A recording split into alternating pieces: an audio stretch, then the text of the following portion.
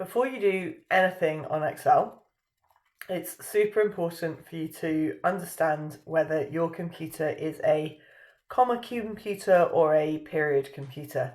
What that means is, how does the computer read the decimal point in a number?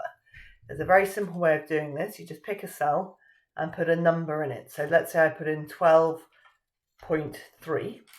When I come out of that cell, it aligns here to the right of the cell, which tells me it is recognised as a number. Whereas if I do a comma, it aligns to the left of the cell, and that tells me it's recognising it as text. So this tells me that my computer is a period decimal point computer.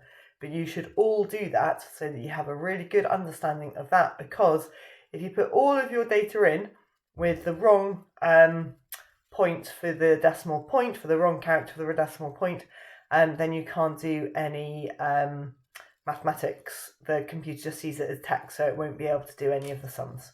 So do that now.